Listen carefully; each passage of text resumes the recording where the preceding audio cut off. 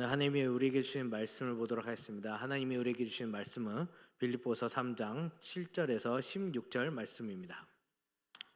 빌립보서 3장 7절에서 16절 말씀입니다. 빌립보서 3장 7절에서 16절 말씀입니다. 다 찾으셨다면 제가 한 절, 여러분이 한 절, 마지막 16절은 다 같이 읽도록 하겠습니다. 그러나 무엇이든지 내게 유익하던 것을 내가 그리스도를 위하여 다 해로 여길 뿐더러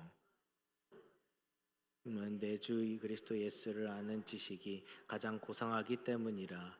내가 그를 위하여 모든 것을 잃어버리고 배설물로 여김은 그리스도를 얻고 그 안에서 발견되려 함이니 내가 가진 의는 율법에서 난 것이 아니요 오직 그리스도를 믿음으로 말미암은 것이니 곧 믿음으로 하나님께로부터 난 의라. 내가 그리스도와 그 부활의 권능과 그 고난에 참여함을 알고자 하여 그의 죽으심을 본받아 어떻게 해서든지 죽은 자 가운데서 부활에 이르려 하노니 내가 이미 얻었다 함도 아니요 온전히 이루었다 함도 아니라 오직 내가 그리스도 예수께 잡힌 바 된 그것을 잡으려고 달려가노라.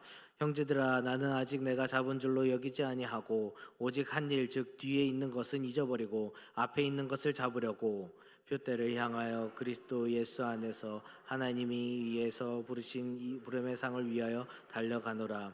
그러므로 누구든지 우리 온전히 이룬 자들은 이렇게 생각할지니 만일 어떤 일에 너희가 달리 생각하면 하나님이 이것도 너희에게 나타내시리라. 우리 다 같이 있습니다. 오직 우리가 어디까지 이르렀든지 그대로 행할 것이라. 아멘. 할렐루야. 이곳에 모인 여러분을 주님의 이름으로 환영하고 축복합니다. 저는 오늘 이 시간 이 빌립보서 3장 7절에서 16절 말씀을 중심으로 예수 믿는 가치라는 제목으로 하나님 말씀 전하도록 하겠습니다. 우리 다 같이 따라해 주시겠습니까? 예수 믿는 가치. 네, 감사합니다. 최근에 어느 한 청년과 만나서 이렇게 교제하며 이야기하게 되었습니다. 모태신앙으로서 이제 20살 중반까지 부모님의 그 강요와 억지로 이렇게 교회에 나와서 예배를 드리게 되는데 어느 순간 예배를 드리는 가운데 문득 자신에게 내가 왜 교회에 있지? 내가 왜 이곳에서 예배 드리고 있지? 이런 생각이 들었다고 합니다. 그 이후 교회에 왜 다녀야 하는지 또 예수님을 왜 믿어야 하는지를 알 수가 없어서 찾을 수가 없어서 결국 방황하는 시기를 갖고 있다라는 이야기를 듣게 됐습니다. 여러분, 때로는 우리 가운데 교회에 수십 번, 수백 번, 수천 번 다니고 또 직분을 받았음에도 불구하고 여전히 우리가 왜 신앙생활을 해야 하는지 모르는 분들이 덜어 있습니다. 물론 여기에 계신 우리 성도님들은 아니겠죠. 그렇다면 여러분, 왜 우리는 예수님을 믿어야 할까요? 이 질문은 단순한 지식의 문제가 아니라 인생의 방향을 결정하는 질문이기도 합니다. 왜냐하면 사람은 자신이 가장 가치 있다고 여기는 것을 위해 시간과 인생을 모두 다 투자하기 때문이죠. 오늘 본문 말씀의 주인공인 사도 바울 또한 이러한 질문에 있어서 아주 분명하고 급진적으로 답을 내립니다. 바로 내게 유익하던 것을 다 해로 여긴다라고 말입니다. 그렇다면 여러분, 우리는 왜 예수님을 믿어야 되고 그 가치는 과연 무엇일까요? 첫째로 인생의 기준이 바뀌기 때문입니다. 우리 다 같이 따라해 주시겠습니까? 인생의 기준이 바뀌기 때문입니다. 네, 감사합니다. 오늘 본 말씀 7절 우리 한번 읽어볼까요? 7절 읽습니다. 시작. 것을 내가 그리스도를 위하여 다 해로 여길 뿐더러. 아멘. 여러분, 사도 바울이 말하는 이 유익이라는 것은 사실 단순한 것이 아닙니다. 빌립보서 3장 앞부분을 보면 그는 자신의 스펙에 대해서 이렇게 나열하면서 이야기하는데요. 히브리인 중에 히브리인이자 또 율법으로는 바리새인이고 또 열심으로는 교회를 핍박하던 자였다라고 이야기합니다. 이 당시 사회와 종교 기준으로 보면 완벽한 성공자였어요. 그런데 바울은 이 모든 것을 해라고 여겨요. 더 나아가 심지어 배설물까지도 여깁니다. 왜 그럴까요? 그것은 단순한 겸손이 아니라 가치 판단의 완전한 전환이기 때문입니다. 다시 말씀드리자면 사도 바울은 인생의 기준이 무엇인지를 알게 됐다는 것입니다. 여러분, 과거 사도 바울은 어떤 사람이었습니까? 예수님을 따르는 자들을 괴롭히고 또 고문하던 그런 사람이었어요. 그런 그가 갑자기 이렇게 고백할 수 있었던 이유가 무엇이에요? 바로 다메섹 도상에서 예수 그리스도를 만났기 때문이죠. 예수님을 만난 순간 바울의 인생의 기준이 완전히 뒤집혀 버렸다는 거예요. 이전에 자랑이었던 것이 이제는 장애물이 되었고, 붙잡고 있었던 것이 이제는 버려야 할 것이 되었어요. 고린도전서 5장 17절에 우리가 잘 아는 말씀이 있죠. 그런즉 누구든지 그리스도 안에 있으면 새로운 피조물이라. 이전 것은 지나갔으니 보라 새 것이 되었도다라고 했습니다. 여러분, 예수 그리스도를 믿음을 통해서 변화되는 것은 어느 작은 믿음의 한 부분이 아니에요. 바로 근본적인 우리의 삶의 모든 전반적인 것을 바꿔버린다는 거예요. 그렇기 때문에 여러분, 우리는 어떻게 살아가야 됩니까? 다른 어떤 것을 구하기보다는 우리가 잘 아는 마태복음 6장 33절에 먼저 그의 나라와 그의 의를 구하라라고 했어요. 이전의 삶에서는 6장 31절에 무엇을 먹을까, 무엇을 마실까, 무엇을 입을까 고민했던 나였다면, 이제는 먼저 그의 나라와 그의 의를 구해야 한다는 것입니다. 이것은 곧 우리의 삶의 우선순위가 완전히 뒤바뀌고 있다는 것을 보여주고 있습니다. 그러므로 여러분, 우리의 삶에 누가복음 14장 27절에 누구든지 자기 십자가를 지고 나를 따르지 않는 자도 능히 내 제자가 되지 못하리라 했던 그 말씀처럼 예수님보다 앞서고 하나님의 나라가 아닌 다른 것을 구하고 있는 것이 있다면 모두 다 내려놔야 한다는 것입니다. 그런데 여러분, 중요한 것이 있죠. 바로 무엇입니까? 우리는 인생의 기준을 사실상 세우고 싶어 하지 않는다는 거예요. 한 예로 어느 한 도시가 있는데요, 시민들이 말했습니다. 아니 왜 이렇게 규칙이 많아요? 신호등도 없애고 교통법규도 모두 다 없애야지 우리가 더 자유롭게 살 수 있을 것 같아요. 그렇게 요청을 했다고 합니다. 결국 그것을 들은 이 도시에서는 모든 신호등과 교통법규를 다 이제 없애버리기 시작했대요. 그래서 처음에 사람들은 굉장히 좋아했다고 합니다. 야, 이제 진짜 자유가 무엇인지, 내가 원하는 대로 가고 싶은 대로 갈 수 있겠구나 하고, 이제 밟을 사람들은 밟고 또 멈출 사람들은 멈추고 그렇게 갔다고 합니다. 그런데 얼마 지나지 않아 어떻게 됐을까요, 여러분? 차들은 서로 먼저 가겠다고 엉키고 얽히고 해서 결국 사고가 일어나게 됩니다. 결국 그 누구도 앞으로 한 발자국 갈 수 있었던 사람이 없었다는 거예요. 여러분, 우리는 자유를 얻었다고 생각했지만 기준이 사라지면 오히려 더 큰 혼란과 불편을 겪게 됩니다. 우리 또한 마찬가지죠. 사람은 기준 없이 자유롭게 살고 싶어요. 그런데 실제로 기준이 있어야지만 진짜 자유를 누릴 수 있어요. 여러분, 그 기준이 무엇입니까? 바로 예수 그리스도라는 것입니다. 설령 예수 그리스도가 기준이 아닌 사람들의 그 끝은 어떻습니까? 허망합니다. 아무것도 남지 않아요. 오히려 더 힘들고 어렵게 삽니다. 또 수많은 재산과 부귀영화는 언제든지 사라지기 마련이죠. 그러나 반대로 예수 그리스도가 기준이고 인생의 삶의 모토가 되는 삶은 어떻습니까? 끝에는 하나님의 나라가 임한다는 것입니다. 오늘 이 시간 저 여러분 가운데 가장 가치 있게 여기고 있는 그 무언가 무엇입니까? 여전히 세상의 기준의 성공과 또 부와 명예 이런 것으로 삼고 있지 않습니까? 그렇다면 오늘 이 시간 내 안에 그 예수 그리스도를 믿는 그 가치와 기준이 무엇인지 찾아야 합니다. 예수님을 믿는 가치는 우리의 삶의 기준이 바뀌는 것입니다. 오늘 이 시간 저 여러분 가운데 우리의 삶의 기준이 바뀌어서 예수 그리스도를 쫓아 살아가는 저 여러분이 되길 주님의 이름으로 간절히 축원합니다. 그렇다면 또 왜 예수님을 믿어야 하고 그 가치는 과연 무엇일까요? 둘째로 그리스도를 얻기 때문입니다. 우리 다 같이 따라해 주시겠습니까? 그리스도를 얻기 때문입니다. 네, 감사합니다. 오늘 8절 한번 읽겠습니다. 8절 읽습니다. 시작. 지식이 가장 고상하기 때문이라 내가 그를 위하여 모든 것을 잃어버리고 로 여김은 그리스도를 얻고. 아멘. 여러분, 사도 바울은 단순히 버린 것이 아니에요. 더 큰 가치를 발견했기 때문에 버릴 수 있었습니다. 그 발견한 가치가 무엇입니까? 바로 그리스도를 아는 지식입니다. 요한복음 17장 3절에는 이렇게 말씀하고 있어요. 영생은 곧 참 유일하신 하나님과 그가 보낸 자 예수 그리스도를 아는 것이다 라고 했습니다. 여러분, 여기서 말하는 안다라는 것은 그냥 지식적으로 아는 수준이 아닙니다. 곧 안다라는 것은 관계가 형성되었고 경험이 일어나고 또 인격적인 연합이 생겼다는 것이죠. 여러분, 인격적인 연합은 또 무엇입니까? 곧 예수 그리스도를 만났다라는 것으로 표현할 수 있습니다.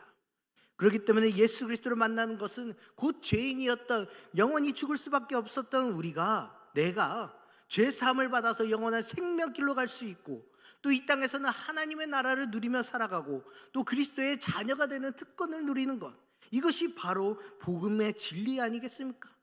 이것은 기독교의 핵심에서 가장 중요한 진리이며 핵심 역할을 합니다. 이에 대해서 저명한 신학자인 존 칼빈이 이렇게 또 이야기를 합니다. 하나님을 아는 지식과 우리 자신을 아는 지식은 서로 분리될 수가 없다, 이렇게 표현하고 있어요. 무슨 뜻인 거로 하니, 칼빈은 하나님을 정보로 아는 것이 아니라 자신의 그 죄와 연약함을 깨닫고 하나님과의 관계 속에서 아는 것을 강조했다는 거예요. 분리된 것이 아니라 내가 연약한 죄인임을 알 때 하나님과 연합하여서 동등해질 수 있고 하나님과 인격적인 교제가 일어난다는 것이에요. 결국에는 참된 알미란 무엇이냐? 관계적이고 인격적인 알미라는 것입니다. 그리고 오늘 본 말씀 9절에서는 앞으로 우리가 신앙생활을 어떻게 하며 나아가야 될지를 말하고 있는데요. 우리 9절 한번 읽어볼까요? 9절 있습니다. 시작. 그 안에서 발견되려 함이니 내가 가진 의는 율법에서 난 것이 아니요 오직 그리스도를 믿음으로 말미암은 것이니 곧 믿음으로 하나님께로부터 난 의라. 아멘. 여러분, 이것은 곧 사도 바울의 인생을 뒤흔들어 버렸던 진리이기도 합니다. 그는 깨달았습니다. 제 아무리 율법을 지켜도 나의 의로는, 자신의 의로는 하나님 앞에 결코 설 수 없다는 것을 말입니다. 그래서 자기의 의를 모두 다 내려놓고 예수 그리스도의 의를 붙잡을 때 비로소 이제 자신이 하나님께로부터 난 의가 무엇인지 알 수 있게 됐다는 것입니다. 더 나아가 율법을 완전하게 알 수 있었다는 것입니다. 여러분, 이것이 무엇입니까? 바로 복음이에요.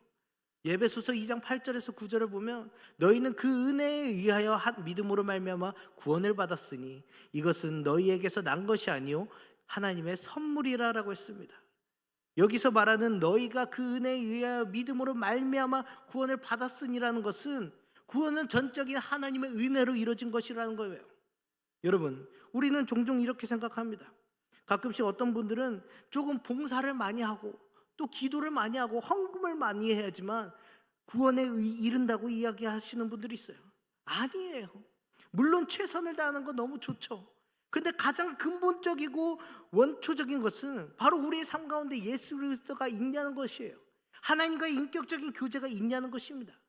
이것이 없다면 2차적으로 봉사 열심히 하고 이러는 것은 아무런 의미가 없다는 거예요. 사랑하는 성도 여러분, 사도 바울은 이것을 알았어요. 그래서 자신의 모든 것을 배설물로 여김은 예수 그리스도를, 그 가치를 얻기 때문이라는 것을 알았다는 것입니다. 사랑하는 성도 여러분, 오늘 이 시간 저 여러분 가운데 정말 바로 예수 그리스도의 그 가치를, 예수 그리스도를 얻는 것이 가장 귀한 가치임을 믿고 깨닫는 저와 여러분이 되길 주님의 이름으로 간절히 축원합니다. 그렇다면 또 이제 왜 예수님을 믿어야 하고 그 가치는 과연 무엇일까요? 셋째로 그리스도를 깊이 경험할 수 있기 때문이라는 것입니다. 우리 다 같이 한번 읽어볼까요? 그리스도를 깊이 경험할 수 있기 때문입니다. 네, 감사합니다. 제가 최근 이 캠핑에 좀 빠졌습니다. 그런데 이제 사실 이 캠핑이 그렇게 힘들 줄 몰랐어요. 왜냐하면 돈도 굉장히 많이 들고요, 시간적 여유도 없고 또 짐은 엄청 많아서 무겁기 때문에 캠핑이 쉬운 취미가 아니라는 것을 알게 됐어요. 여느 때와 같이 이제 짐을 한가득 차에 싣고 이제 캠핑장에 가게 됐었는데요.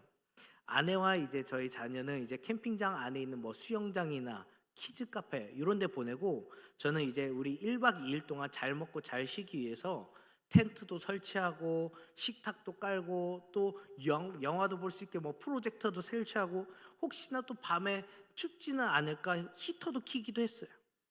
그런데 이것저것 하다 보니까 어느새 저녁 먹을 시간이 된 거예요. 그러면 또 이제 저녁 맛있게 음식을 먹고 또 이제 치우고 나죠. 그러면 또 이제 무슨 시간이 오죠? 이제 잘 시간이 온 거예요. 그러다 보니까 이제 또 자요. 자고 일어나면 뭐 하죠? 아침 먹고 이제 집에 갈 준비를 하는 거죠.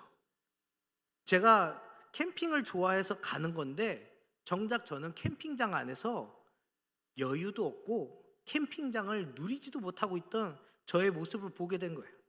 그때부터 제가 한 것이 하나 있는데요.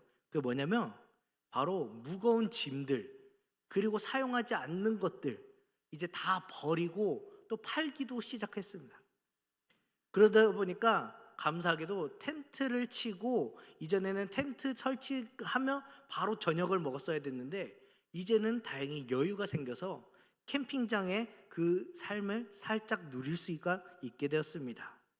제가 이 이야기를 왜 하냐면, 우리는 하나님의 나라라는 캠핑장이라는 곳에 속하고 있습니다. 그런데 정작 하나님의 나라를 누리고 있지 못하는 연약한 모습이 있다는 거예요. 왜냐하면 내 안에 있는 그 무거운 염려와 또 짐들, 걱정, 근심 이런 것들이 너무 많으니까 정작 하나님의 나라에서 우리가 살아갈 수가 없는 거예요. 근데 앞서 제가 말씀드렸듯이 캠핑장에서 여유 있게 살아갈 수 있는 것이 무엇이라고 했습니까? 바로 내려놓는 거예요. 무거운 짐들, 걱정과 근심 다 내려놓고 그냥 그 캠핑장 안에서 여유롭게 의자에 앉아서 자연 풍경도 즐기고 또 맛있는 것도 먹고 누리며 살아가는 것이 중요하다는 거예요. 하나님의 나라 또한 마찬가지. 걱정, 근심 모두 다 내려놓고 그냥 하나님과의 인격적인 교제를 통해서 하나님의 나라를 누리며 살아가는 것, 이것이 굉장히 중요하다는 거예요. 오늘 본문 말씀의 사도 바울 또한 마찬가지예요. 10절을 통해서 그리스도를 깊이 경험해야 할 이유를 말해주고 있는데요. 그것을 우리 한번 읽어볼까요? 10절입니다. 읽겠습니다. 시작. 또한 그 부활의 권능과 그 고난의 참여함을 알고자 하여 그의 죽으심을 본받아. 아멘. 사도 바울은 단순히 이 구원받는 것으로 만족하지 않았어요. 그는 더 나아가 그리스도를 더 깊이 알고 싶어 했습니다. 그런데 그 내용이 놀랍죠. 바로 부활의 권능 그리고 고난에 참여했어요. 여러분, 이게 무엇입니까? 죽으러 가야지만 가능하고 죽어야지만 가능하다는 거예요. 그가 이렇게 할 수 있었던 이유가 무엇입니까?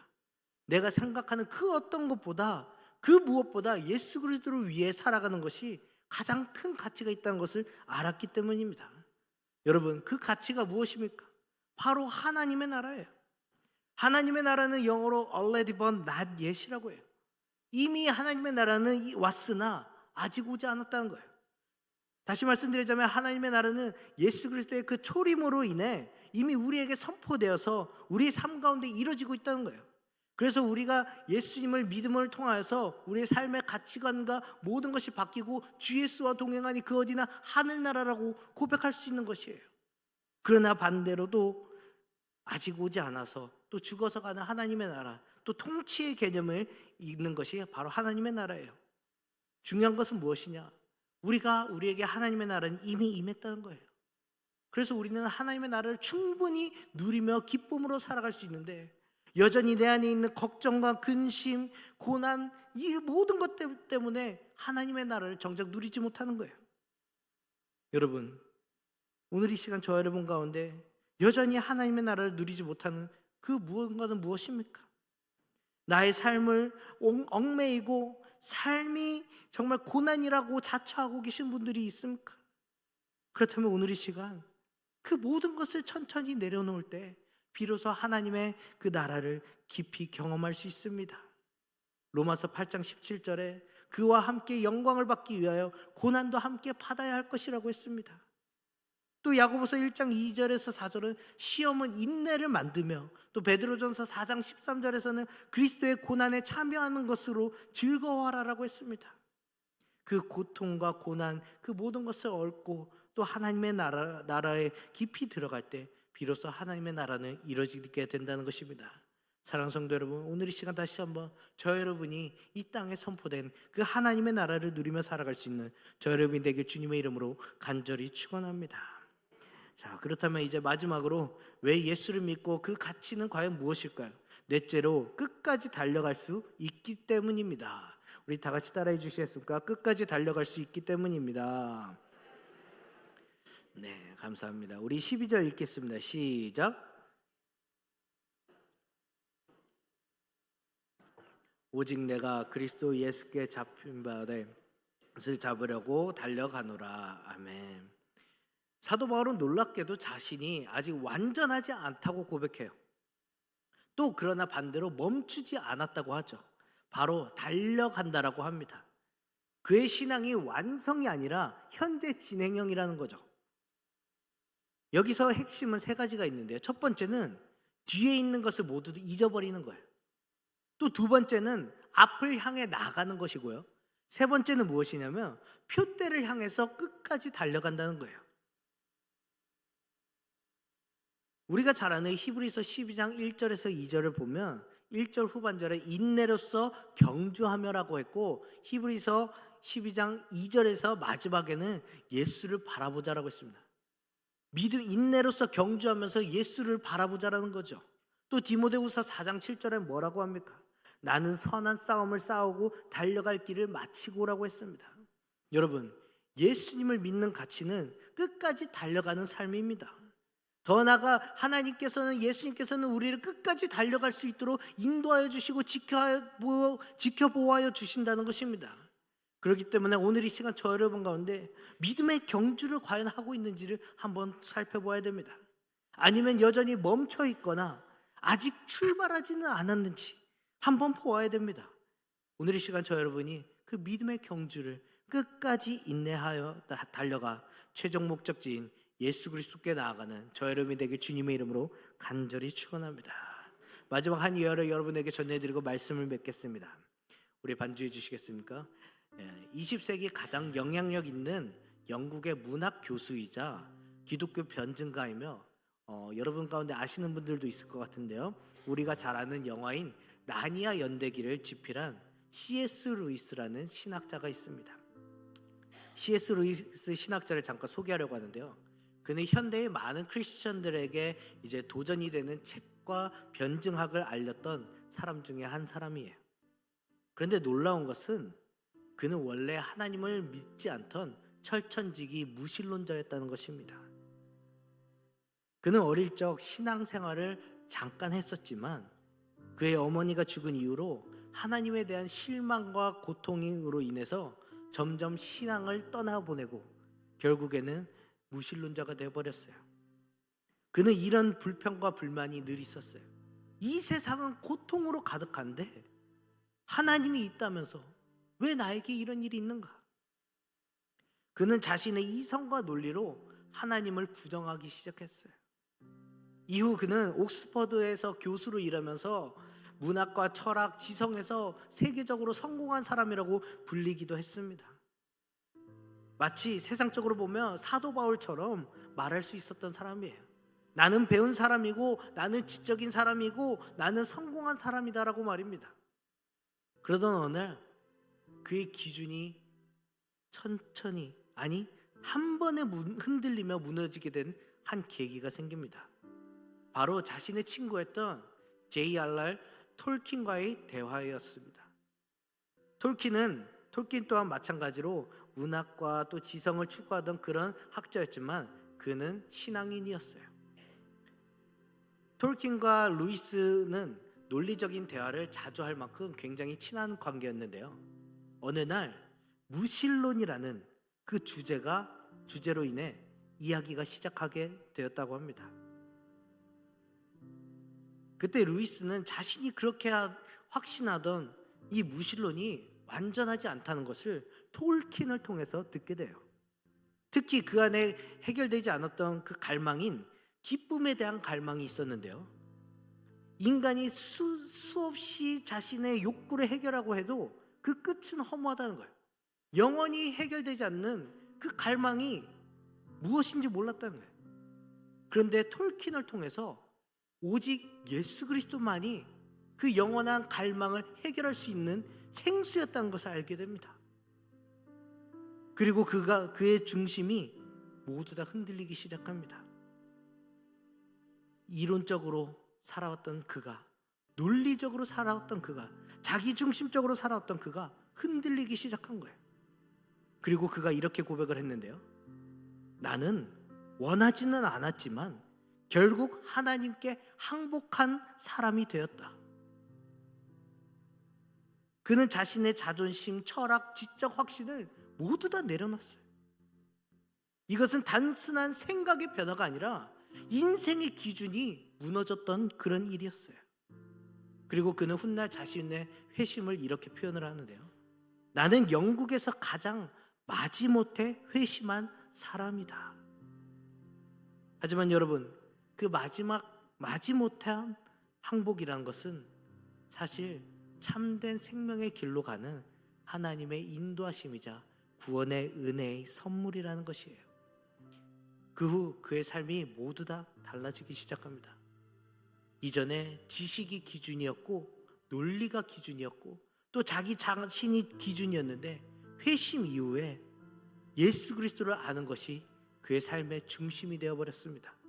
그리고 그는 수많은 변증학 책을 쓰고 우리가 잘 알듯이 순전한 기독교 책을 피면서 복음을 변증하기 시작했어요. 또 수많은 크리스천들에게 신앙의 본질이 무엇인지 전하기 시작했어요. 그리고 그는 이렇게 고백을 합니다. 하나님을 향해 나아갈 때는 나는 내가 찾던 모든 기쁨이 그분 안에 있었던 것을 알게 되었다. 이렇게 말입니다. 사랑하는 성도 여러분, 사도 바울과 C.S. 루이스의 공통점이 무엇입니까? 바로 뒤에 있는 것은 잊어버리고 앞에 있는 것을 잡으려고 그 표대를 향해서 달려간 사람이었다는 거예요. 나의 과거의 생각들, 나의 과거의 기준들, 과거의 자부심들, 이 모든 것들을 다 내려놓고 예수 그리스도를 향하여 달려갈 때 인생의 방향이 결정된다는 거예요. 여러분, 사도 바울과 C.S. 루이스는 예수님을 믿는 기준을 그 가치로 인해서 기준이 바뀌었어요.